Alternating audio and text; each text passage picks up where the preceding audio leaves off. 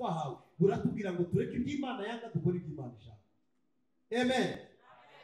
Icyambere ugomba kurinda cyumve ni ibitekerezo byawe, kuko ibitekerezo byawe biri ku munzani Imana igomba gupima kubaha Imana muri wowe. Ibitekerezo byawe, kuko mu Migani 23:7 hari ijambo rivuga ngo kuko umuntu atekereza ariko dushobora kugendana ibitekerezo bibi byanduye ngo uvuge ngo Mana nguri kumwe nanjye. Imana niba mu bitekerezo byanduye, kandi nitutabimenya ubukristo bwacu buzashingira ku gushaka ngo Mana nyihera akazi, nyihera ibiryo ndye, nyihera inzu ndure, nyihera imodoka nigenderemo neza. Ntabwo agakiza ari imodoka. Oya, imodoka ni umugisha uhabwa, ariko umugisha ntuzakujyana mu ijuru. Inzu ni umugisha Imana iduha, ariko inzu ntizizaba ari ifu itujyana mu ijuru. Kwibutse ko akazi ukora nugakora nabi shobuja azakwirukana, kandi ibyaha bituma dukora akazi nabi, tugakora na stress. Ariko turi banganira Imana ishaka dukiranukira yerere, kandi nibyo bizaduhesha amahoro kugeza tuvuye muri uyu mubiri. Dawidi yishe Goliyati, yishe Abafilisitiya, yishe Abayebusi, yishe Abamoni, yishe Dawidi yarishe kugeza ubwo inkota yagendaga yuzuye amaraso. Yacaga abagabo ibihanga akabimanika ba Goliyati. Imana ikamubwira ngo uri umuntu w'umugabo, ariko hari igihanga cyamuhagamye n'icya Uriya. Kubera ko Uriya nta cyaha amwishe mu nzira karengane, nicyo gituma ukuboko kurenganya Imana ntizakwihanganira. Ururimi rugoreka inzira z'Imana, Imana ntizarwihanganira. Umutima wihutira kuyoba, Imana ntizawihanganira. Bwana sifiwe. Harimo aratakamba. Umwana yaraye ku mugore mukuru, ejo bundi araye ku mutoya, ararana na ba nyina. Dawidi akabyumva ari mwishyamba, ikoti ikamucumita umutima. Nuko nta bagabo benshi turi kumwe hano, buriya abagabo bazi iyo yumvishe ngo bamutereteye umugore gusa message, umutima uhumeka bawumuhaye, umugabo arakanuye yasa, uyu mugore ndamunika arambona. Dawidi we bamutwaye umwana bajyana yumva, Imana ikavuga ati koma wumva uko bimera cyane. Namuguteje Imana yemeye ko abanzi bacu batugiraho ijambo, baradukomesha tukumva. Niki kizadukiza? Niki kizatuma Imana idutabara twayihamagaye? Ni umunsi tuzagira imitima itibonamo ibyaha. Niki kizatuma tuba abantu Imana itabara tukivuga? Bibiliya ivuga ngo abakiranutsi iyo batatsira bumva, ariko iyakanira abanyabyaha mu nzira zabo zose. Mwabyumvise? Imyaka 3 ishize Imana yunamura inkota. N'uyu munsi yunamura inkota. N'uyu munsi igire ukuboko kw'imbabazi. Umaze iminsi ushobora kuba uri ku nkoni y'Imana, ariko nawe uruhare rwawe uraruzi. Amen. Amen. Hari umugabo umwe wambwiye ati sha pastor, ati ndababaye. Wabajwe n'iki mwene da? Ati mbabajwe n'amafaranga arenga 1.5 miliyoni nahembwa. Nyahembwa imyaka 12. Nabwiraga umugore wanjye ko mpembwa 400 yaraye gusohokana n'abakobwa. Aravuga ngo muri ibi bihugu bya Afrika byose nta na kimwe ntazi weekend nasohokanaga n'umukobwa. Kabwira umugore ko ndi mu kazi, ndi busy. Akazi kabaye kenshi sheri, ntabwo ndi butahe. Naho mwene data yurinde yakatishije. Ku cyumweru nimugoroba kabaragarutse. Yagiye kuwa gatanu mu gitondo cyangwa nyuma saa sita. Indege airline hari hakurya Kano ikabiragiye. Rwanda ikabiragiye. Iramugurukanye. Noneho kugeza arambira ati genda bayeho ubuzima mpura n'abo twaryamanye. Akambwira ngo yambisheri, ati gewe wese uwaye. Ati ntabwo uzi ko twararanye hariya muri KBC tukamara iminsi 3. Ati KBC atari hari wowe mwaka. Ati hari mu itariki ziniza, ati suwaranyibagiwe. Ati ubwinshi bwabo ntabwo nabiruka. Mwene data aho twaganiriraga yari yatakaje akazi. Ya 1.5 miliyoni poste yavuyeho. Agiye kuba ubuzima butagira umushahara. Kandi inzu y'ikigonyi yubatse muri Kigali, kandi kibanza abana basigaye mu icumbi batagira ubagaburira, hejuru yo kudatekereza neza. Abenshi dutakaza imigisha n'amahirwe twarayihawe, ugasanga igihe twabonye amahirwe niyo munsi wo kwenjoyinga ibyaha.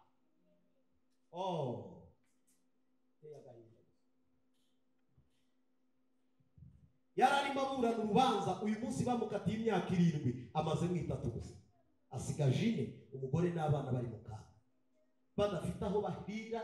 Umugabo wahembwaga miliyoni 1 n'igice, yewe habe no kugira ubwenge gafate umushahara we awutange muri banka, bamuhinguzanye yubaka akazu yasigamo n'abana.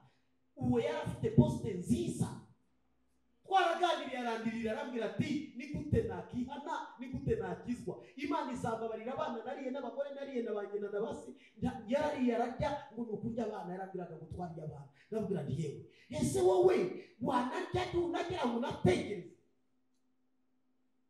izi terime mukoresha hazaza, ibintu birabaho. Kandi nitutabimenye ubukristo bwacu buzashingira ku gushaka ngo Mana nyihera akazi, nyihera ibiryo ndye, nyihera inzu ndure, nyihera imodoka nigenderemo neza. Ntabwo agakiza ari imodoka, oya, imodoka ni umugisha uhabwa, ariko umugisha ntuzakujyana mu ijuru. Inzu ni umugisha Imana iduha, ariko inzu ntizizaba ari ifu itujyana mu ijuru. Kwibutse ko akazi ukora nugakora nabi shobuja azakwirukana, kandi ibyaha bituma dukora akazi nabi, tugakora na stress. Aro ihangane gatoya, ndaje boss ari hano hafi. Yego boss azagera bata, ariko mbona ufite shitani ya stress, wamvire mu kazi ngashaka umuntu ukora neza. Kuko ibyaha biragusakuza na telefone bikagusakuriza.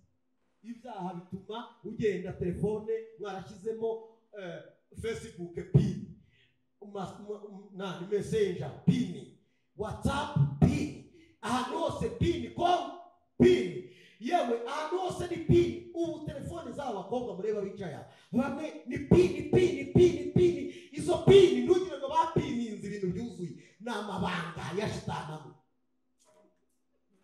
Sa shitani sinayimana. Ubutumwa bwiza se burapiningwa, bagapininga. Ubutumwa bwiza buri clair, uba wumva wabwira abandi inkuru nziza. Hari inkuru nziza yuko Yesu yapfuye akazuka, hari inkuru nziza yuko nakijijwe, hari inkuru nziza yuko namenye Imana. Iyo ni inkuru nziza batahisha. Ariko icyo babwira inkuru ziri muri ibyo bintu byanyu mwapininze ni inkuru mbi. Ntimugashyiremo amapini menshi, nimushyiremo Yesu. Babyumvishe mata ntingasangemo ibipine byinshi aho ngaho, n'abadamu barabikora. Ukagira ko madamu hano mbona ahantu washyizeho pini, ati bananga abana hano se, hano waza abana hano se, ukibaza ikibazo si iki. Ibyo dukora mu matelefone yacu ntibikiranuka, ariko turi banganira. Imana ishaka ko dukiranukira yerere, kandi nibyo bizaduhesha amahoro kugeza tuvuye muri uyu mubiri. Imana ishimwe, Imana ishimwe, Imana ishimwe, Imana ishimwe. Dawidi yaravuze ngo wongere unyumvishe ibyishimo. Muzi icyo yavugaga? Ibyaha byirukana ibyishimo mu muntu, ibyaha byirukana amahoro mu muntu, ibyaha byirukana umunezero mu muntu. Niki cyakunezeza? Ni igihe cyose uzatekereza kureka ibyaha ugakora ibyo gukiranuka.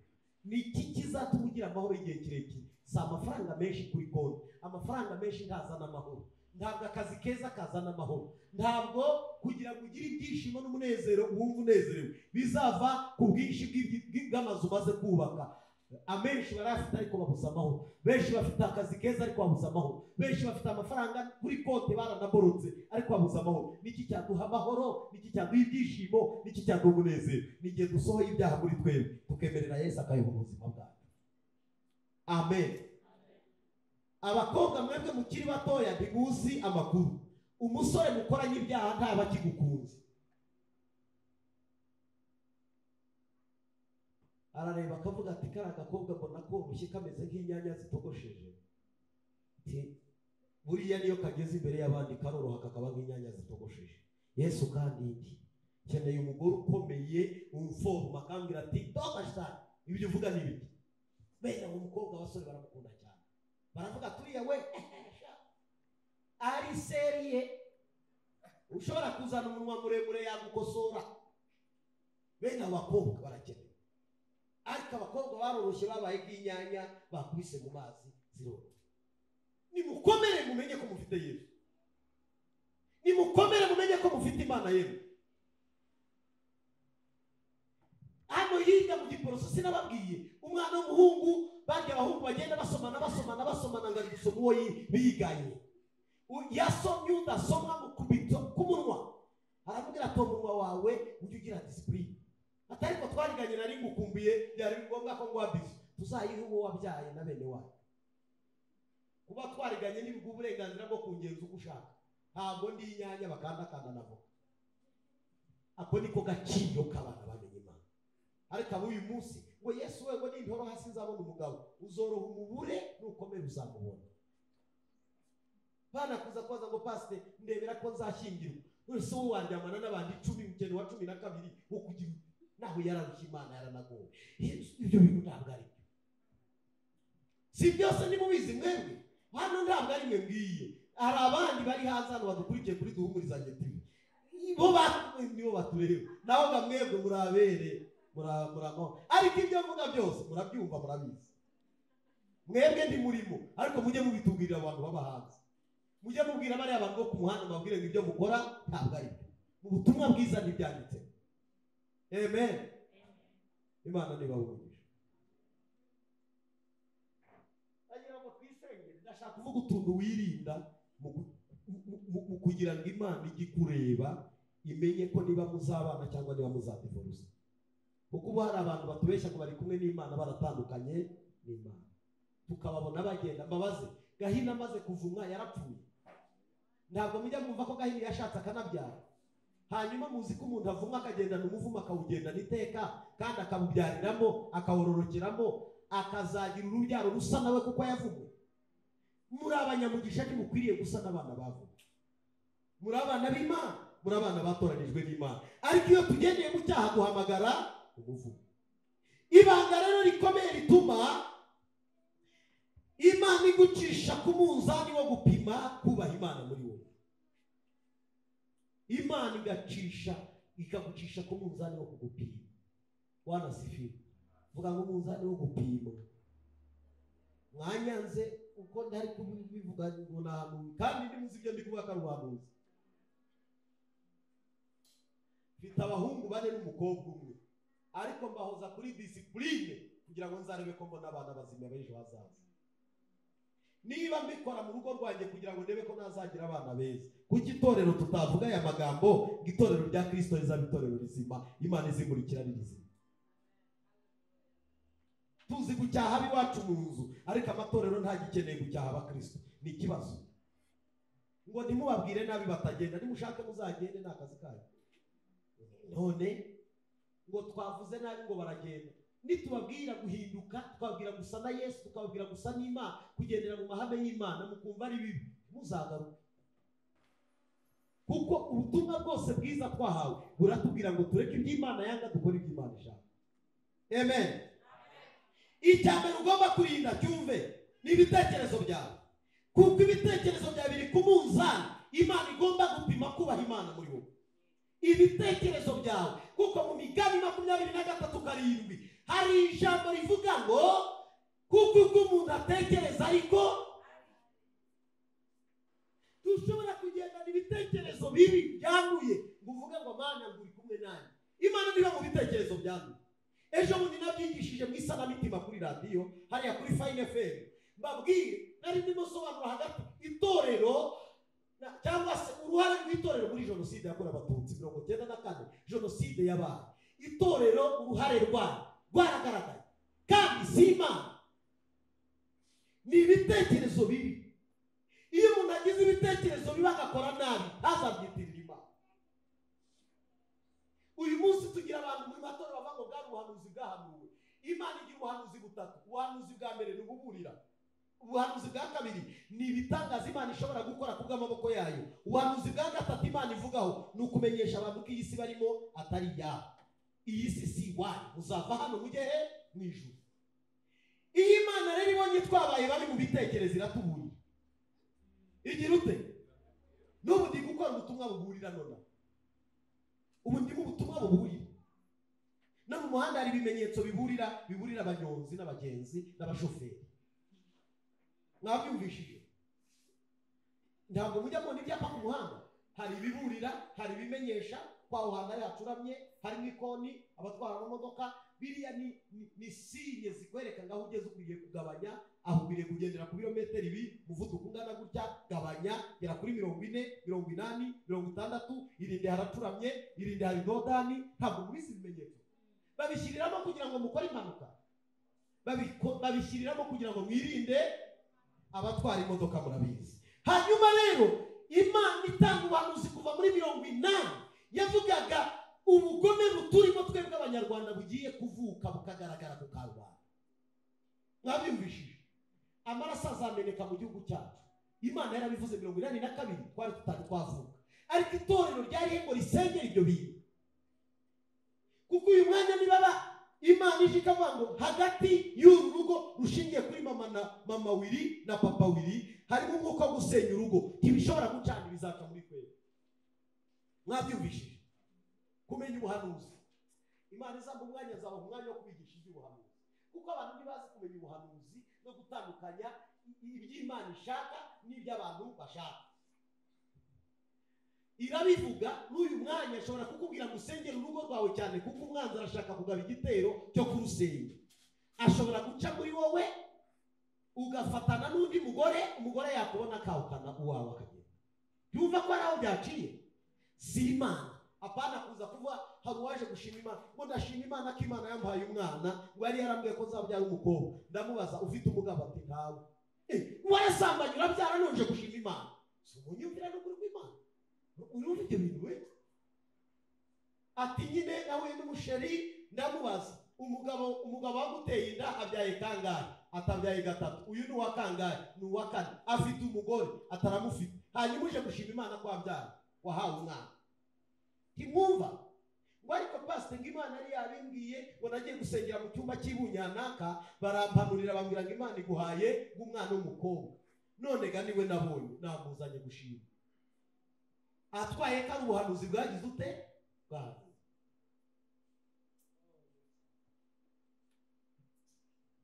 Niba gutera inda ukabyarira iwanyu, sinzakubona hano waje gushima Imana ngo warabyaye. Uceceka mwarira aho ngaho kuko aramwana. Ariko mujye wowe uje gushima Imana uzashimire mu nzi wawe mu cyumba cy'uryamamo, n'ubundi wayitwariye mu rwihisho ushimire he? Rwihisho. Apana kuza cyakoze ngiye kubwa imbabazi ndabasengera nyine ngasengera nabo bana bavutse bazagira umugisha, ariko tuba twakoze amakosa. Ibaza ari umwana wawe, ibaza ari wowe umwana wawe bakamutera. Urase kukishima. Ufite agakobwa kamwe bagatera inda inserebure ngo amena. Mwarangiza ibyo bintu ntabwo ari. Nimumenye ubuhanuzi buhanurwa, ibukwiriye kumenya. Gushimwa Mana warakoze cyangwa nagukojeje isoni, ukabanza ukiha.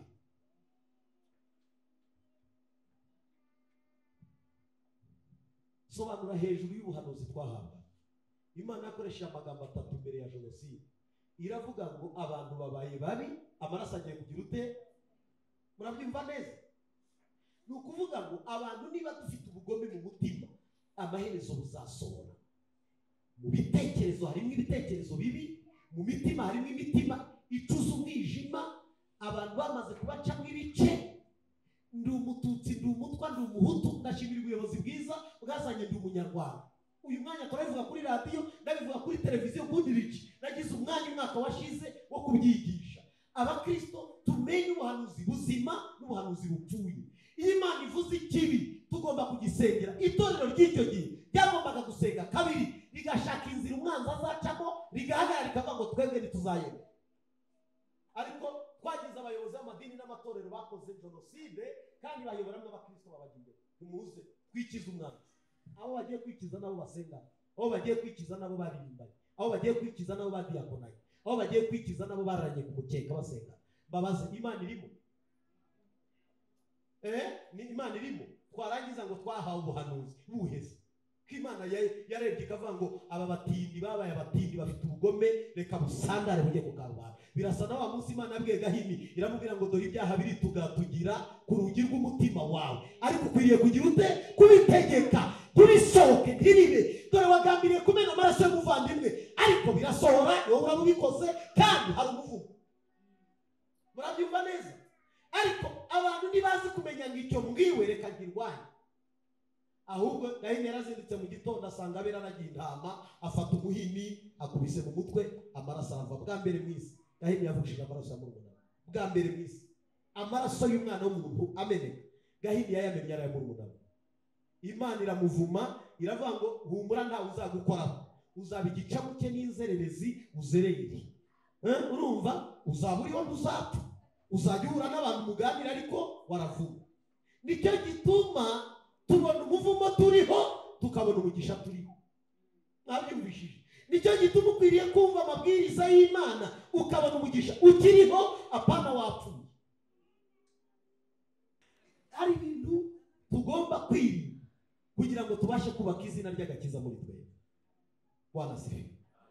Mbabazi, niba jenoside yakorewe abatutsi ari Imana yabivuze, mbabazi abayikoze barazirika. Kuko hari abantu bavuze ngo n'Imana yabivuze ngo jenoside igiye kuba, abayikoze nta cyaha bakoze. Murumva abantu babikunda baba bameze. None niba barayikoze barazerera mu mahanga bamarayiki bagarutse mu rwababyaye.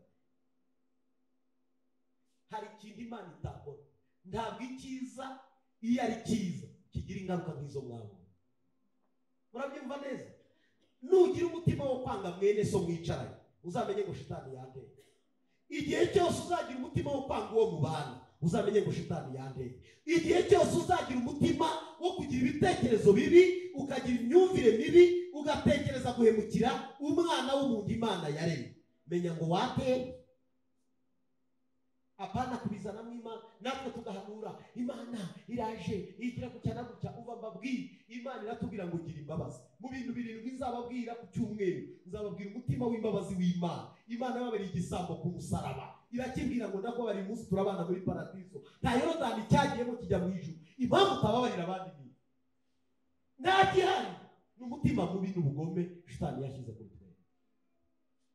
Yesu wabariye igisambo akakibwira ngo uyu munsi turabana muri paradiso, cyabatirijwe muri Yorodani. Iyo ni ifuti y'Imana yatanze. Ariko rero ntabwo nsenge birya twavuze byo kubatizwa, kuko wewe uri ku musaraba. Utaza kuvuga ngo ngo buryo bwagiye mu ijuru avuye ku musaraba atabatijwe, burya nanjye nagenda. Wowe ni uri ku musaraba, so uri ku musaraba, wowe uriho. Mwabyumvishije? Kuko Mariya yabyaye ataryamanye n'umugabo, wese wabyara utaryamanye n'umugabo, kira ni igitangaza cya Mariya. Ni cyo kihari. Bwana sifiwe. Rero itondera ibitekerezo byawe. Bwana sifiwe. Itondera ibitekerezo byawe. Itondera ibitekerezo byawe. Urebe ko ibitekerezo byawe bitandukanye. Ntimureba ko mberetse umugore wanjye mwiza, ngize ibitekerezo bibi, nahita mubona ari mubi. Mfite guhita mbona afite imyate, nta guhita mbona afite bene tuno tubyimbye mwita amajigo. Urabizi ko we yavuze ngo afite n'inkombe, gisi nigeze nyibona niwe wayivugiye, kagiye kumukundira uruhanga rwe rumeze nk'urw'intobo, ngiye nirwo mukundira. Ariko yaravuze ngo iwabo bajyaga bamubwira ngo afite inkombe itazatuma arongora. None ga ngewe ngiye iyo ngombe niyo nashimye. Ntiwumva icyo abandi bakwangira n'icyo abandi bagukundira. Buriya rero iyo ufite ibitekerezo byiza ntubona ikibazo mu bantu cyane, ahubwo ukemura ibibazo mu bantu, utanga ibisubizo mu bantu, ubigisubiza aho abantu bari. Haleluya. Igice cya 4 cy'Imigani umurongo wa 20 kugera kuri 24 yavuze ngo iki? Hari wagusome, twirukange dusome turebe Imigani. Hari ijambo rivuga ngo mwana wanjye ita ku magambo yanjye, tegera ugutwi ibyo mvuga, ntibive imbere y'amaso yawe, ubikomeze mu mutima wawe imbere, ubikomeze mu mutima imbere, kuko ari byo bugingo bw'ababibonye, bikaba umuze muke mu mubiri wabo wose. 23 rinda umutima wawe kuruta ibindi byose birindwa, kuko ari iby'ubugingo bikomoka bituye. Ikureho umunwa uvuga iby'ubugome, kandi ururimi ruvuga iby'ubugoryi urushyire kure yawe. Rinda umutima wawe kuruta ibindi byose. Amen. Abakristo tugira ibyaha biki ariko biteye ubuti. Mureba benshi twakishijwe ku inzoga, hangega maze imyaka 14 ntayo. Ariko abenshi tugira amagambo tukavuga mama wiri ubonye ahagaze arera agatenge ntawahamenya, ugashaka uburyo ubihimba ukamuremera umugabo wamuguriye igitenge kandi akimugurira ndi wari uhari, ugasanga dufite amagambo y'ubusinzi. Ntitunywe inzoga ariko tugira amagambo, barokore n'amagambo tugamba, tugenda n'agacupa k'amagambo bena vanga agacupa k'amagambo akagateranira akakaririmbiraho. Ati buriya rero nubwo ubona ajya mu mwuka ateye ariko ntibikureye, jya mu mwuka nawe nta handi. Wowe reka uko ateye, wowe ba wowe. Amagambo mu barokore, hari abakristo baheze inyuma kubera amagambo y'abarokore banze kwinjira. Aho kugira ngo mwabare abanyamagambo nzabireka, hasi nzakizwa agakiza k'amagambo. Rinda umutima wawe, va mu magambo y'ubugoryi. Magambo y'ubugoryi murayazi? Magambo y'ubugoryi, amagambo y'ubugoryi yababwiye. Hari umudamu umwe najyaga mureba nkibaza uyu muntu kubera, hari umugabo simvuze izina rye yajyaga mukubita ku mabuno, ari umugabo w'abandi akubise ku mugore w'abandi, ufite amanyo adedera, amanyo adedera, vuze ikinyarwanda cyumvikana. Umugore agahita nukuri nibyo abandi igicucu hariya kwisasha kivuga gusa cyane. Barakibwira amagambo y'ubugoryi nacyo ati nukuri nibyo. Twibaza uyu wamushatse ntiyagendesheje. Ese uyu mugabo we ufite umugore we ntiyagize ibyaha? Agera aho uwo mugabo w'umupfapfa amubatiza ngo ni Marinyaradede. Umugore akajya yirirwa aseka ngo niko yitwa ko magambo y'ubugoryi.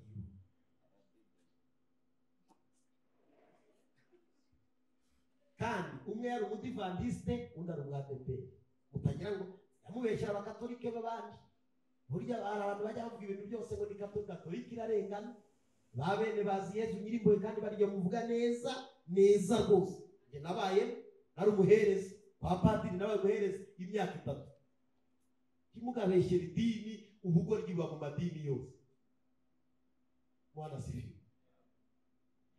Umutima wawe ujye ureba ibiwubamo, urebe ibyo uvugana n'abo mugendana muri quartier mutegana.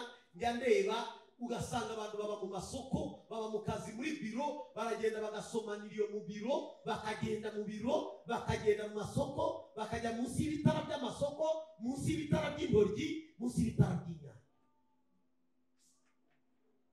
munsi y'ibitara by'imyenda bacuruza, bakavugira mwayo ubugoryi. Imana ijye tubabarira. Icyo umuntu abiba nicyo ngo Mana mpa amahirwe ya kabiri aya mbere yakugiriye biciye gute? Zahereye aya mbere agiye. Bibanze reba aya mbere uri yatakaje, wige kuzatunga ya kabiri yahamana.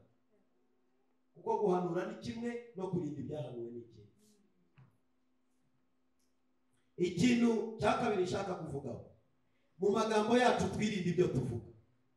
Mu magambo irinde ibyo uvuga. Mu magambo uvuga irinde ibyo.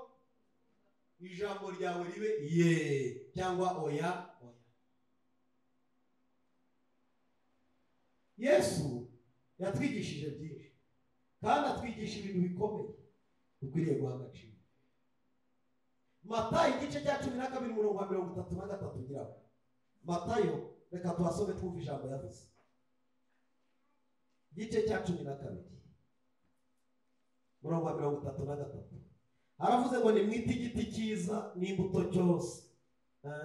Nimwite igiti cyiza n'imbuto zacyo muzite nziza, cyangwa nimwite igiti kibi n'imbuto zacyo muzite mbi. Kuko igiti kimenyekanishwa n'imbuto. Mwabana b'incira mwe mwabasha mute kuvuga amagambo meza muri babi?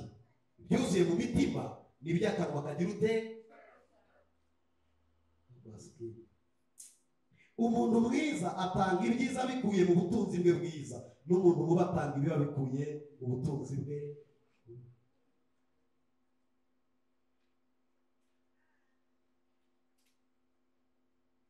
Aya ni amagambo abiri Yesu yavuze, ayavuga ku bantu bari barahi imbere. Bamwe bazaga kumushakaho ibitangaza, yabikora bati no, nubwo yabikoze ariko nizerwe buri. Nubwo yabikoze twabonye umwuka umukorera amatara w'Imana. Oya rwose mujye mugakabye. Uriya muntu twabonye ari Yesu, ari umwesikora. Kandi murebe igitangaza yakoze, yagikoze gutya bakakijajinga. Icya kabiri ati yakoze bino gutya na gutya, ati kandi abikora ku isabato bitemewe, ati muve ku mupagani hari. Yesu arabareba abakirije abana, abirukanye n'abadayimoni, ariko amagambo bavuga atandukanye n'ibyo yabakoreye. Aravuga ngo nimwite igiti cyiza cyangwa mukite kibi bitewe n'imbuto zayo. Igiti cyose kimenyerwa ku mbuto. Ntidushobora kuzabeshya ngo turaba Kristo imirimo yacu itabigaragaza, ntibizashoboka. Ubukristo bwacu bungana n'imirimo y'ubukristo dukora. Urimo urakora ute muri karitsiye? Bakuzi bati witwa nde? Witwa nde muri karitsiye? Witwa nde iruhande rw'umugabo wawe? Witwa nde iruhande rw'umugore wawe? Umugabo wawe akuza ate? Umugore wawe akuza ate? Niko inshuti zikuzi zite?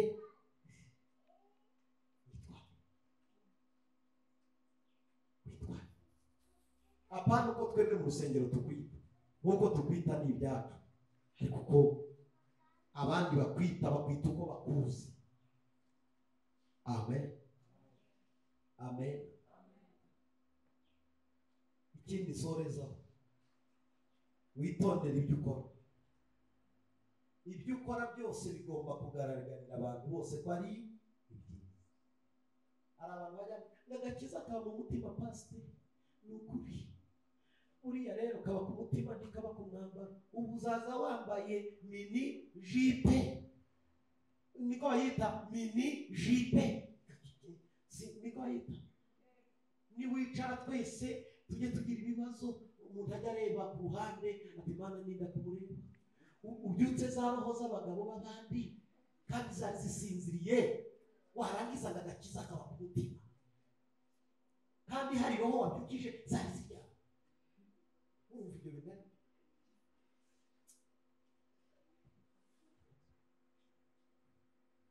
Ibyo dukora byose bigomba kugaragarira ko abantu bari wanasifi. Hari umwana umwe kera twigeze kuririmbana, kugira ngo niko twari tukimukira hano, arabyina yari afite amaguru meza. Nza kugira ubwo nsigarwa ko nyasigara asengera abantu, umusore umwe arambwira ati uriya mukobwa, ati pasiteri, ati njye namubonye kabisa, ariko nuwaye pasiteri. Urumva asigaye adasigajwe n'amasengesho musengera, asigajwe n'umukobwa yabonye. Burya yabyukije roho mu mutima. Ntubyumva? Kugira ngo yamubwirije ubutumwa ahubwo yamugushije. Naramaje n'ibiki bitatu wabwira abonye byiza kuri batafite amaguru, wagira ngo yarirebe. Icya kabiri, atumva, afite mu maso, wagira ngo ni marayika. Yaramuvuze ugira ngo ni Yesu ari gutaha. Namubwira ntibashize sha, ntibarangiye nta gisigaye. Ubutumwa naramaje cyanditswe nabwirije n'iki, ati sinkibuka. Niko mwabakobwa, murumva mwebwe mutazamwaje guteza ibibazo kugira ngo mwaje gusenga. Agakiza kacu gakwiriye kugaragarira abantu bose ko ari keza, kandi nitubere ibisitaza abo dukorana muri, nitubere ibisitaza abo tubana, nitubere ibisitaza abo dusengana. Igihe cyose uzaba uri mu nzu y'Imana uzaharanire kugira ngo ugire umutima ukwiye. Watuma Imana ikorera ikavuga ngo ntiwabaye igisitaza, sibyo? Niko biri tubwira. Kandi Abaroma 12 murongo wa 17 niko abivuga. Abaroma 12 murongo wa 7. Reka twasome twumve. Haravuze ngo muragira ngo ndikwabwira ibintu wenda bitanditse, nimukitura umuntu inabi yabagiriye, mwirinde kugira ngo ibyo mukora bibonekera abantu bose ko ari ibyiza. Nabyumvishije. Ndiwitura umuntu inabi yakugiriye, mwirinde kugira ngo ibyo mukora bibonekera abantu bose ko ari ibyiza. Niba bishoboka murwanye uruhande, mubana amahoro n'abantu, hanyuma intambara muri twe zivahe washitani. Mubane n'amahoro n'abantu umwe, bangahe? Abo tubana, abo tugendana, abo dukorana umurimo, abo turyamana mu nzu iwacu, inshuti n'abavandimwe bose dukwiriye kubana nabo amahoro.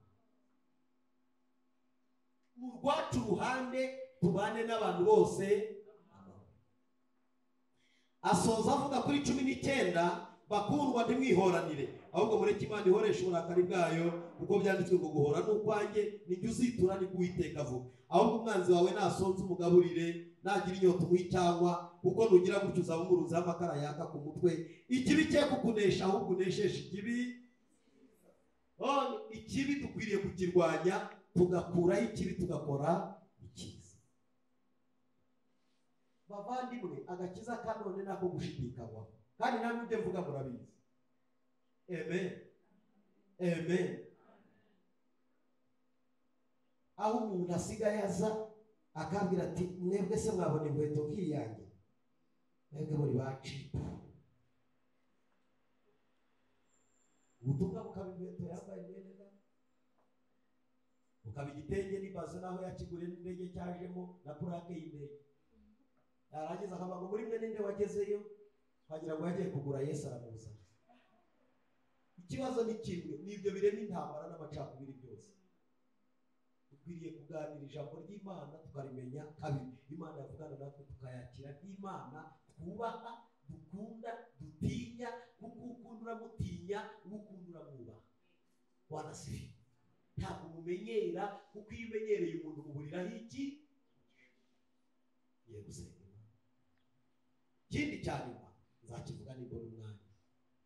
Numvaga ashaka kukibabwira, ariko amasaha agiye tugiye gusenga. Kimureba mwebwe igipimo cyo kubaha Imana kwanyu, Imana iragifite neza. Hanyuma ibapimira. Hanyuma twese turi ku munzani dutsindirwaho ni icya 10 n'amaturo. Icya 10 n'amaturo n'urwego Imana igupimiraho ikavuga ngo uyu ntashobora kubaha muri departement zose. Ntabwo ushobora kubyemera. Ubundi gutanga icya 10 dukunda kubyita itegeko, ariko si icya 10 kirenze itegeko. Kiri hejuru, ntabwo ari anda, kiri hejuru. Amaturo n'icyacu biri hejuru, kugeza uwo munzani Imana igukashije ikagushyiraho bikakunanira, ikunaga ku ruhande. Hari ibintu bibiri gukorera, muragendana ikagira ibyo ikwima, kuko n'ubundi nawe izi ko ntacyo uzaba. Babwira impamvu mbabwiye, ni ibyanditswe se na Bible. Iyo bivuze atari ibyanditswe mwagira ngo ndababeshye. Buri igipimo cya nyuma Imana izagupimiraho kuzashobora kuyubaha, ukayikunda, nuko uzayikundisha umutima n'ibyo yaguhaye, ukayikundisha umutima n'imbaraga zawe. Iyo bavuze imbaraga nibiva mu mbaraga zawe mu maboko yawe. Iyo utabikora iravuga ngo uyu hari urwego ntakugezaho. Icyakora tuzaririmba ko tuzaba tuzi, ariko urwo rwego iyo tutari twabigeraho Imana iraducugusa ikavuga ngo dushyitse. Gutegeka kwa kabiri igice cyaho cyacu, reka twirukanye mpavuge mu masozi. Gutegeka kwa kabiri igice cyaho cya 14. Gutegeka kwa kabiri nirukanye dusenge. Muragira ngo nabifatiye, ntabwo nabifatiye ni Bibiliya. Gutegeka kwa kabiri 14 umurongo wa 22 kugera kuri 23. Reka dusome twese. Gutegeka kwa kabiri. Mwumve aho tutazigera tugera ku gipimo cyitwa ubukire no gukomera no kubaha Imana nitutuzuza amahame y'Imana. 14 gutegeka kwa kabiri 22 kugera 23. Ntuzabure gutanga kimwe mu 10 cy'imyaka yose iva mu mbuto wabibye, iyi mirima yawe izera uko umwaka utashye, kandi uzajya urira imbere y'Uwiteka Imana yawe ahantu izatoraniriza kwashyira izina ryayo, aho ni mu rusengero, ngo rihabe kimwe mu 10 cy'amasaka yawe n'icya vino yawe n'icy'amavuta y'elayo yawe n'uburiza bw'amashyo yawe n'ubw'imikumbi yawe, kugira ngo wige guhora wubaha Uwiteka Imana, kugira ngo wige guhora wubaha Imana iteka. Iyo bavuze iteka ni ibihe. Utanga kimwe mu 10 cy'Imana yadukoreye, tugavuga ngo Mana, kimwe mu 10 wambaye niki? Ngewe ndagitanze, ndanze n'amaturo yo kubyo wambaye. Ni ihame rya mbere ryo kwerekana ko wubaha Imana. Abatabikora ni abanyagasuzuguro mu maso y'Imana. Nubwo twaterana, nubwo twabwirwa ubuhanuzi, nubwo twasengerwa, nubwo twakorerwa ibitangaza, Imana iratubwira ngo wowe ku gipimo cyo kunyubaha uri cyari hasi. Zamura igipimo cyo kunyubaha, zamura igipimo. Amen. Kandi mbibutse ko abatubaha Imana ntibazajya he? Bafite ijuru bazajyamo. Bazajya mu ijuru. Ibivume bizajya mu ijuru. Mama mugi ko wize theology turi no kwigana ishuri rya Bibiliya. Ibivume bizajya mu ijuru kwa bazajya mu ijuru. Hari ijuru ry'ibivume. Icyakora hari ibintu nabonye Imana igikora kandi umuntu yaraje arabitubwiye. Ijuru rimeze nka stade hariya. Stade igira ibice bibiri, igira igisakaye n'ikidasakaye. Hari abantu bazanyagirirwa mu ijuru izuba ribavireho ribarengereho, abandi bari muri VIP ariko bari mu ijuru rimwe. Bibutse ko iyi si izi gukora utuntu neza. Hariya stade neza ujyayo ukicara hamwe ukanyagirwa izuba rikakurengeraho, hakabundi ugereka ukuguru kukundi izuba rikava nta kibazo, kandi mwese muri muri stade. Mu ijuru hari abantu bazamera bati bajye banyagirwa. Imana turanyagiwe naho nyine mwakoreye mwihangane. Ivu izuba riratwishe erega naho mwagabanye, ariko muri he? Mu ijuru. Undi nawe avivira ahantu izuba ritamugeraho neza. Erega birava ngo imirimo yacu izagenda igize ute? Kuki batavuze ngo agakiza kazagenda kaduherekeje? Nuko agakiza kagomba kugira imirimo. Bwana asifiwe. Bwana asifiwe. Ngana ku musozo, ibivume ntibizajya mu ijuru. Iyo usomye Malaki 3:8 havuze ngo iki Johnson? Havuze ngo iki? Ntabwo abantu bavumwe bazabona umugisha ngo bajye mu ijuru. Nubwo twanga kubivuga tukabica hejuru, ntibazajya mu ijuru. Malaki 3 aravuga ngo mwanyimye ibyanjye, mwariko murabaza muti twakwimye iki? Niko babivuga. Malaki 3:8 ukomeze kugera kuri 14 twumva. Soma nta kibazo, soma nta kibazo. 3:8 kugera kuri 14.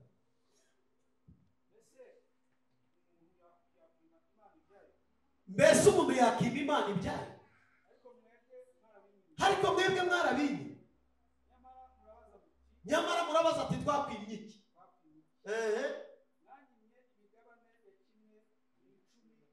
Mwanyimye imigabane ya kimwe mu 10 n'iki? Komeza ikere. Muvumwa wa muvumo mwese kuko ishyanga rigize ute? None kubaze Johnson, ibivume bizajya mu ijuru. Ni umuntu bivuze se? Iriya ni Imana ibivuze. Niba umuntu ashobora kuvumwa n'Imana, ninde uzamuvumura? Iryo jambo ninde uzarirenga havumura abantu batazi kubahiriza amahame y'iki? Nk'uko mwese mungana mwanyimye ibyanjye, muvumwa waki? Wa muvumo. Komeza conclusion twumva. Mwanyimye ibyanjye,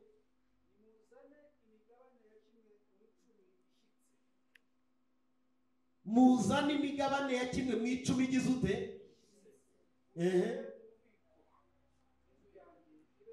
Mushyire mu bubiko inzu yanjye ibemo ibyo kurya. Komeza.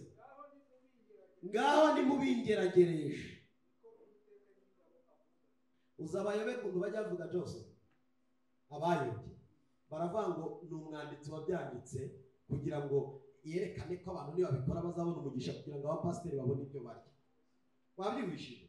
Noneho ahandi ho ko batayobye, amwe arahemera ahandi akarwanya. Ese kuki bageze ku mafaranga akaba ariyo bakiritikaho? Kuki bavuze ibindi ntibakritike? Nuko umutima w'umwana w'umuntu ugeze ku mafaranga urarwara. Uvuga ibindi ariko ntukavuga amafaranga. Izo nyuguti abazanditse ni bamwe, ukwiriye kwemera ibyanditswe utarobanuye. Niba twemera Bibiliya yose. Ariko iyo mugezaho muhura n'abigisha babwira ngo reka ngo icyacumi nta mpamvu ngo ni ugukiza abapasiteri. Reka mbabwire, aha dusengera ni mu mafaranga mureba. Iyi kamera ibatunze mubona ni amafaranga. Ubwiherero bwacu dukoresha ni amafaranga. Ibi byuma mureba bababwira amafaranga bitwara ku munsi. wababwira amafaranga mukosoma ku munsi umwe twateranye kuva mu gitondo kugera ku mugoroba, ni amafaranga devi mudashobora guturira umunsi umwe ngo muyabone.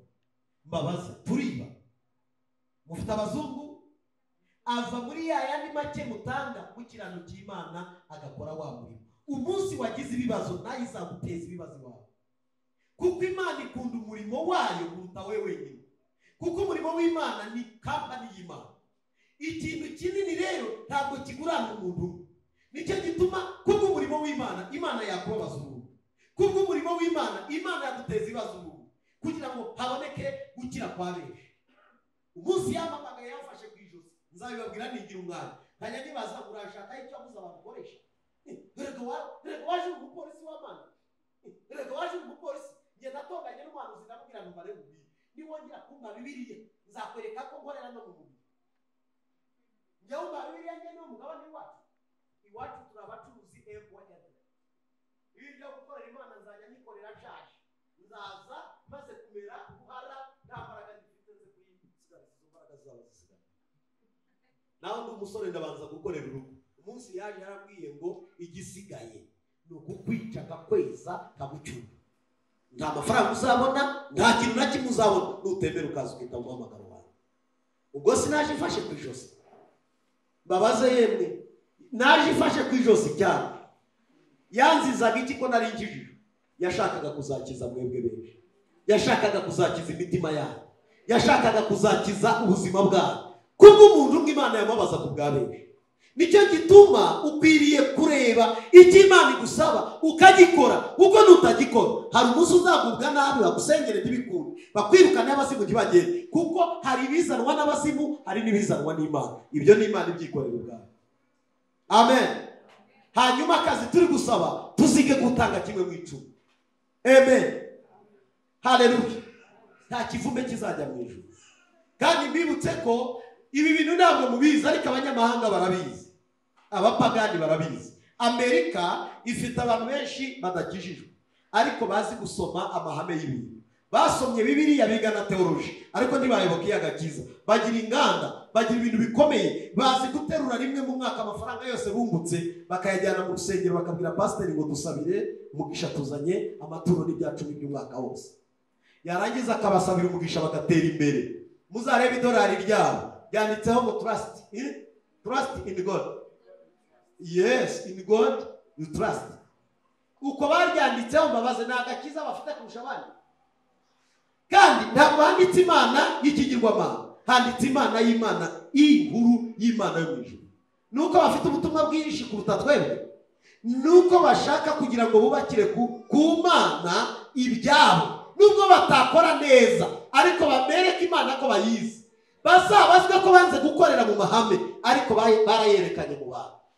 Urumva kuntu abantu arabahanga. None gatwebwe kubera imikorere yacu dushatse twandika ngo twahishemo, kandi shitani yo bayita mu cyongereza, ubu ni shitani cyangwa ni shitani.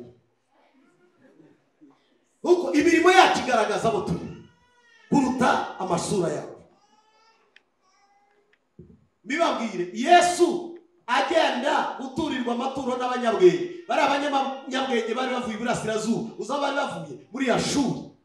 Ashuri yari mu burasirazuba bwa Isiraheli. Ntabwo bari abisiraheli, babonye inyenyeri bari burasirazuba. Bari abanyamahanga batazi Imana, batemera Imana ya Kiyahudi, ariko ngo baramanuka berekeza guca ibwami, babanza gutera ivi imbere y'umwami, kuko umwami wese atererwa ivi. Baramubwira ati rero mwami, tubonye inyenyeri kandi twabwiwe amakuru ko ari umwami wagize ute wavutse, ariko kandi dufite gahunda ebyiri, turasiga amaturo hano ibwami twerekeze no kuba umwami wavutse. Bahaye umwami Herode amaturo, baha Yesu amaturo.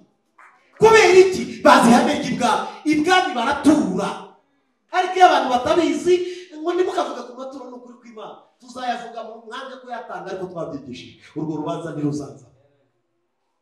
Baturira Herode, batsiga icyome n'ishangi n'ibihumura neza, babisiga ibwami, ngo bongera bikorera ibindi babishyira Yesu. Bageze aho Yesu yavukiye, bamutura amaturo, bamutura icyome, bamutura izahabu, ngo byari byinshi, ari umwana w'uruhinja. Muzi impamvu? Bazi ihame ry'ibwami. Ibwami baratura, ibwami haba amaturo. N'uyu munsi yakunda kubibabwira, dufite imisoro dutanga mu gihugu, murabizi ko ari itegeko, nutabikora Imana izaguhana. Gutanga umusoro n'amahoro ni ngombwa kuko Imana izi ko iki gihugu kizubakwa n'imisoro n'amahoro by'igihugu. Mwari mubizi? Niba mutabikora Rwanda Revenue tuzasenga izaza. Man, utuzanire Rwanda Revenue mu bakristo.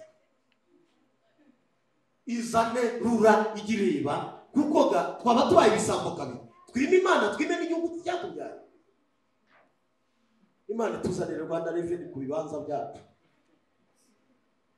Muranga ariko nibyo bikwiye. Reka mbabwi abakunda igihugu barenga imisoro bakitangira n'igihugu. Hari amafaranga atangwa arenze umusoro ku bantu bazi agaciro k'igihugu, bazi ko ibyo bafite abikesha umutekano w'igihugu, bazi ko aho bageze igihugu cyabigizemo uruhare. Bakavuga ngo bayobozi bacu twatanze imisoro yego, ariko kandi twamenye icyuho gihari, dutanze n'andi yo kugira ngo twubake iki. Ntabwo ari ku musoro, ntabwo ari ku mahoro, ariko barayatanga. Ariko twe tuvuze ngo twitangire umurimo w'Imana, hari abarwara bagashushirwa. Bishop Rugubira Tofiri uherutse kutubwira ngo ivuze amafaranga ngo umuntu uraremera ukagira ibiro 2 kuri bamwe, ngo ugapima ibiro 2 ngo ukabyimba. Ajya umubyeyi mwiza ndakukunda cyane, yaravuze ati pastor yativuze amafaranga atari abakristo ngo muhita ubyimba, wavuga abashyitsi ngo bazadusura umuntu ukagira ibiro 2. Nyaboneka ni mworohe iminwa ndibyimye kugira abashyitsi n'umugisha, utanga amafaranga n'umugisha. Amen. Icyo sorejeho mwemere tuturire Imana, tujye tuyiha ibyo dutunze kuko ni ibyayo. Tuyikomera amashyari bikwiye. Ibyo dutunze ni ibyawe, duhagurutse nanjye ubwanjye nduwawe. Worship team bidufashemo tugiye gusenga.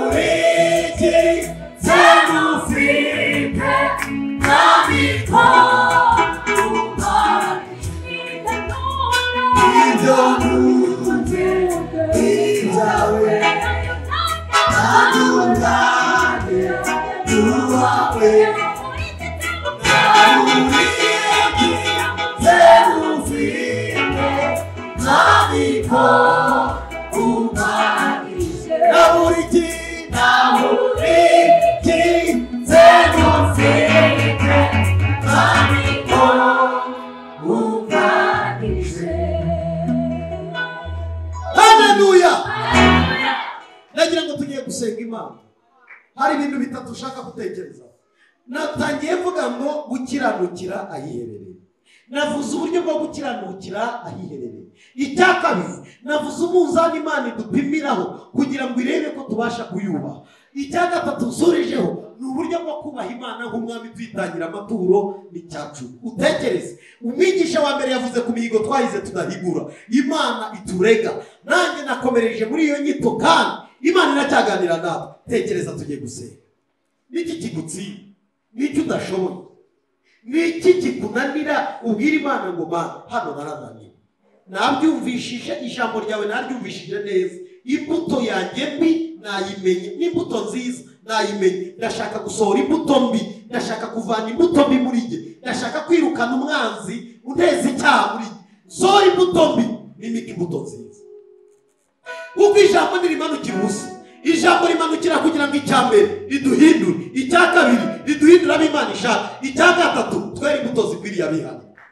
Munyemerere tugiye gufata umwanya dusenga. Amen. Hanyuma turaza kwinjira mu mwanya mwiza wo kwinjiramo neza, ariko twabanje gutekereza. Tekereza nanjye ntekereza. Hari icyo wakamami nugombora gucumuraho, banugeze ugezeshe amazi cyangwa umuriro. Hari icyo waka, hari icyo waka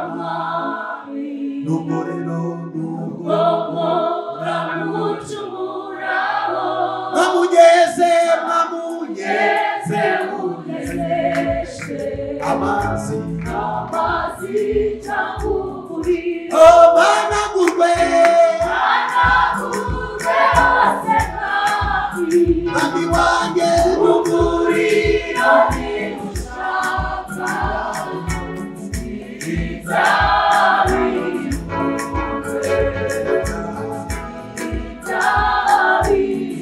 oh managurwe Mwami wanjye umuriro ntiwushaka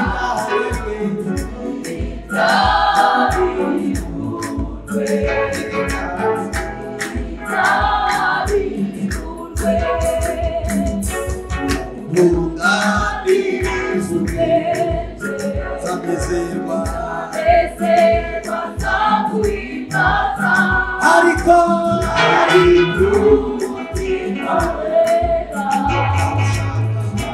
ushaka kurutaho managurwe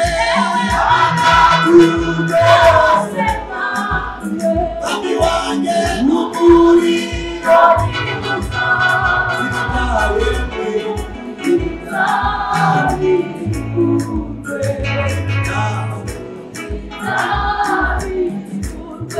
inezwa ibwo wabijuru Mwami wanjye Mwami iyo managurwe Mwami wanjye ibitaha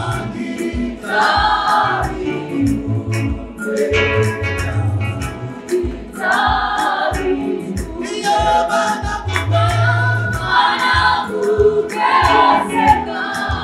Mwami wanjye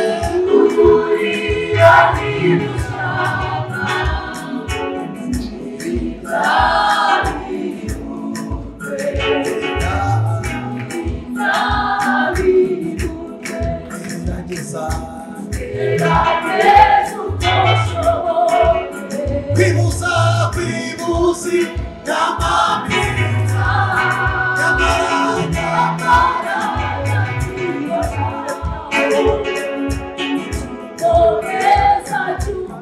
iyo gerageza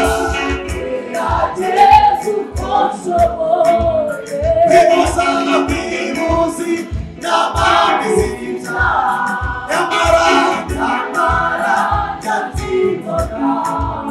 yuboneza iyo managurwe Mwami wanjye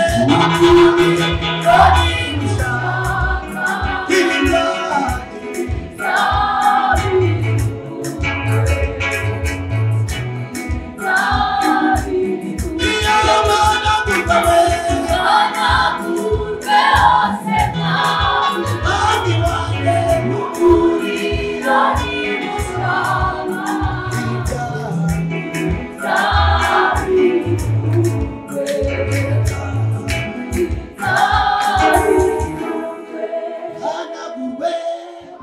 hanagurwe hose nabi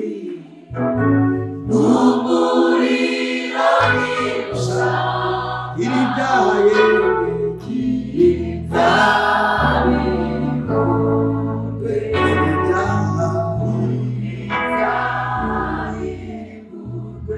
tugiye gufata akanya ko gusenga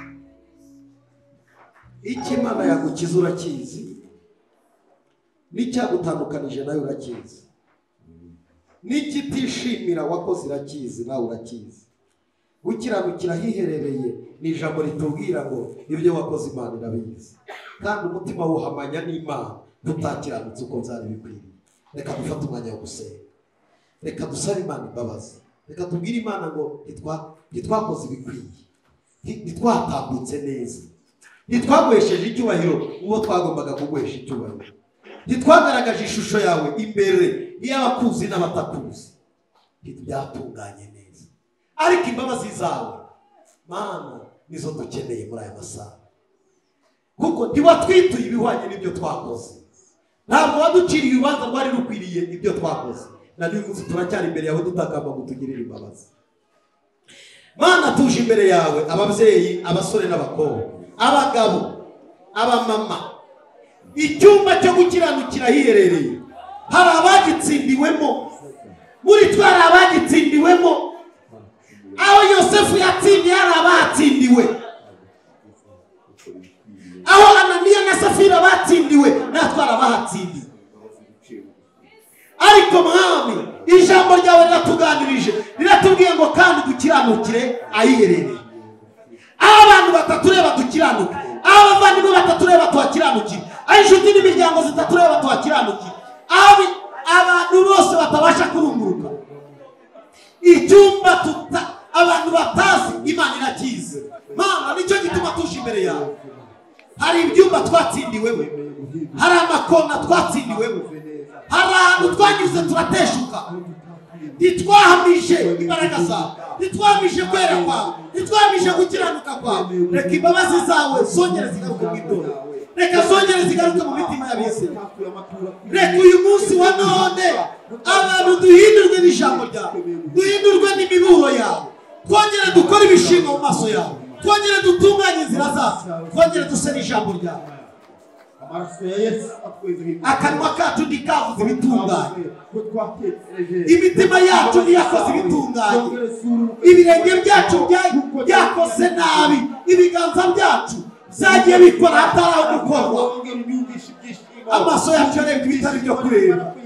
Mana, niko Dawidi yabivuze, haravuga ngo Mana, umunsi nakoze icyaha amahoro yanjye yaragiye, umunsi nakoze icyaha ibyishimo byanjye byaragiye, umunsi nakoze icyaha kunezererwa n'Imana byaragiye. Reka Mana, Dawidi atubere icyitegererezo, wongere ugarure ubusabane bwacu nawe, wongere ugarure imitima yacu kuri wowe, wongere utugarure mu maso yawe, wongere utwereke Mwami imbabazi zawe. Ababyeyi bakumve, abagabo tukumve, abasore n'abakobwa bakumve mu mitima yacu.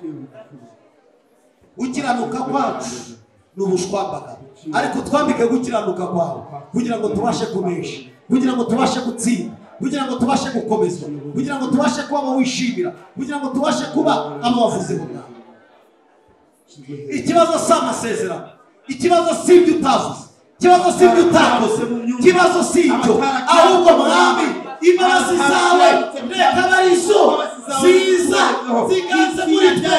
Wongere utwishimire, wongere utugirire imbabazi, wongere utugirire ubuntu, wongere tugaragare mu maso yawe turi bazima, kugira ngo nyir'ingabo gitare cy'amahanga aba bari ibyo bishimire itorero, abakobwa bacu bishimire itorero, abagabo bacu bishimire, abasore bishimire. Mwami, twaje ku gicaniro kugira ngo twishimirwe nawe, kandi nutwishimira biragenda neza. Nutwishimira, nutwishimira, nutwishimira, nutwishimira Mana, urasubiza ibyifuzo byacu. Nutwishimira uratabaraho rukomeye, nutwishimira turaza kubona ibisubizo bitandukanye, nutwishimira turaza kumva imbabazi zawe muri twe, nutwishimira turanezererwa ijambo ryawe, nutwishimira turiga gushyira mu bikorwa ibyo utubwira, nutwishimira Mana turaza gukora ibitunganye mu maso y'ubugingo. Imbabazi zawe zibe muri twe Mana, ariko Mana udushoboze ukuboko kwawe kwiza kutuganza, duhagarare mu nzira yawe. ababyeyi bacishijwe bugufi twikosore uyu munsi wa none, twiga gutura bikwiye uyu munsi wa none, dutanga icyacu bikwiriye uyu munsi wa none, twiga gushyigikira umurimo wawe uyu munsi wa none. Ababyeyi bemeye guhinduka uyu munsi wa none, abakobwa bemeye guhinduka kubw'ijambo ryawe, twemeye guhinduka duciye bugufi kugira ngo duhindurwe n'imiburo yawe. Mu izina rya Yesu Kristo, imbaraga zawe ziraduhindura. Mu izina rya Yesu, ijambo ryawe twumvise twacizwe n'urubanza, ariko duciye bugufi, duciye bugufi kugira ngo ushigwe hejuru Mana. Kubera uyu munsi wa none dushoboze Mana gukora ibyiza, dushoboze gutura bikwiriye. Mu izina rya Yesu twemeye natwe twese kugira ngo nyir'ingabo gitare cy'amahanga tuyoborwe n'ijambo ryawe ukora ibishaka, nibwo tuzabasha kubonera umugisha imbere yawe, nibwo tuzabasha kubonera umugisha mu nzu yawe. Mu izina rya Kristo tubyizeye. Icyubahiro kibi cyane kuri Imana igira neza. Dore bosiko sharabore sigore, dore basika sharabiriko, dore bosito tiko shaibo, erikosito pia sika shaibiri. Mana urakoze.